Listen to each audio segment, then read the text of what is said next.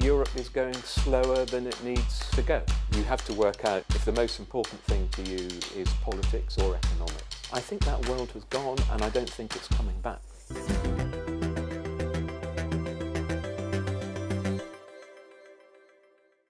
Welcome to The Big Question, the series from Euronews where we tackle some of the biggest issues on the business agenda. I'm Eleanor Butler and today I'm joined by Lord Jonathan Hill, former EU Commissioner for the Capital Markets Union and financial advisor.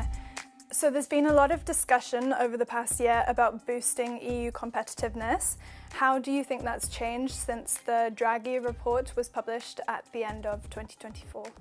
I think it hasn't changed enough, and I think you need to put the debate in Europe about competitiveness and growth in the broader context of what's happening in other parts of the world. And when I see the speed with which in America they are changing their approaches to regulation, generally on financial services, on industry more broadly, I think Europe is going slower than it needs to go.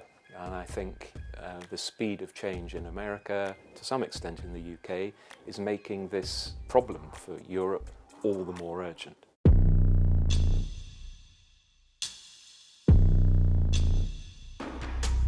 Tell me exactly what financial competitiveness means for you when we're talking about the EU. So first of all, you want to be able to attract more companies to come to the EU and grow in the EU and employ people in the EU in order to provide more jobs for people, help them have more savings for their old age, and also to generate more wealth. You can then invest in the growth of the economy. Most of the finance in Europe for investing in companies, for lending money to companies so they can grow, comes from the banking sector. And if you don't have the conditions in Europe that encourage those banks to lend money to European and other businesses to help start up businesses or existing SMEs to grow more, then you don't get that employment, the wealth, the savings. When I look at the position of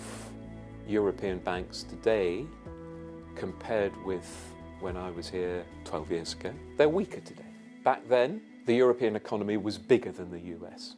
I mean, going back to about 2010, and now it's not. If you had to pick specific areas of improvement, what would they be? I think the debate generally about regulation in Europe is a couple of years behind where it needs to be. So I think the regulators and supervisors in Europe are still behaving as though we're operating in the old world, where we had one set of rules across the whole world and then everyone was going to converge around those rules. I think that world is being blown up around us in real time by President Trump and the Americans. Today, where Europe's biggest problem is lack of growth, are the judgments we'd make today the same as the judgments we made 10 or 12 years ago, where our biggest worry was about financial stability? I would argue that we would make some different judgments now because the problems are different.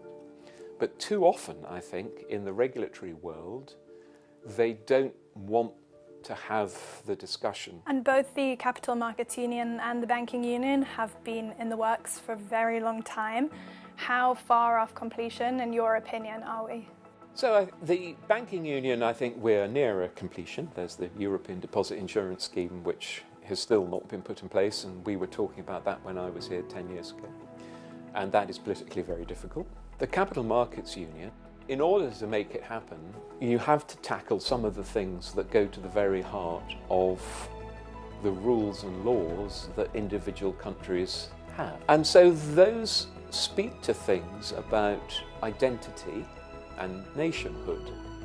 And as we know, right across Europe and in my own country, issues of identity and nation are what are driving a huge amounts of the politics in all our countries. Do you think that one of the solutions to this could be promoting the idea of being European as opposed to, or I suppose in conjunction with feelings of nationalism?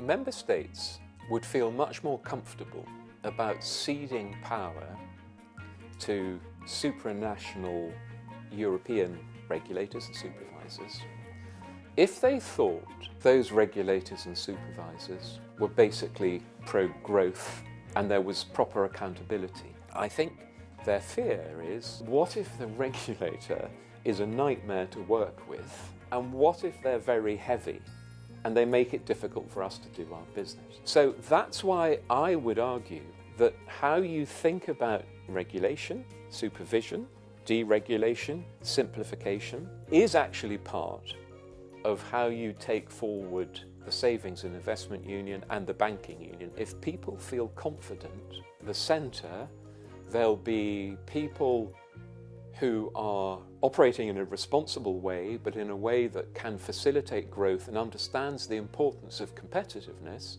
I think the argument about centralisation becomes easier to make.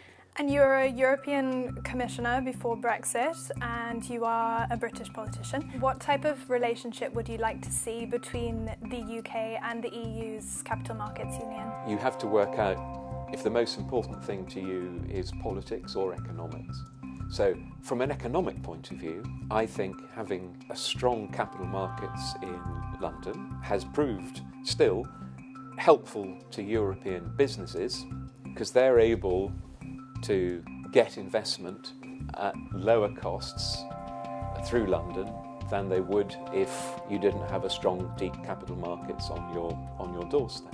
It makes sense for Europe, I think, and the UK, London, to cooperate, because it doesn't seem to me likely that Europe is going to be able to develop a single centre that is going to be able to challenge New York anytime soon. The story of the last 10 years has been no one else in Europe, I'm afraid, has become a global financial centre. The main beneficiary of Brexit from a financial centre point of view and financial service point of view has been New York.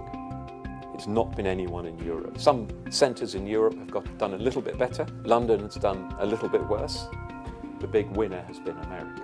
So I think there is a clear practical case for UK and EU to carry on working together more closely. The politics of that are not straightforward, and I think it will take some time before I think people in Europe feel that they can take that step. Certainly from a British point of view, they'd be very keen to talk about that starting tomorrow. That's fascinating.